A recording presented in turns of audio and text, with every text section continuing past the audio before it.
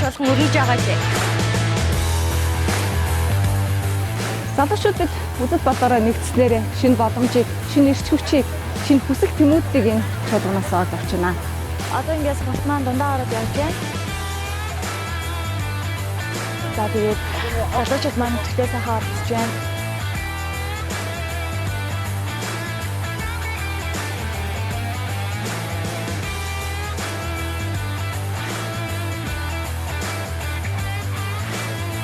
Үзэл санааныхаа хүчээр бид нар одоо улс нийгмийн мандалтыг тийм чадварууд тусгаж байна гэж мэдэж байгаа. Тэр утгаараа бид нар бол одоо маш эрчимтэйгээр, эрч хүчтэйгээр одоо залуучуудаа үзэл санаагаа төрүүлэх энэ ажлыг хийж байгаа. Үзэл баримт гэдэг бол иргэний нийгмийн лож юм аа. Яг одоо Төв аймгийн Батсан бүрсэнд Арслан намын 1000 гаруй залуучууд шинэ давалгаа чуулгана хийж байна.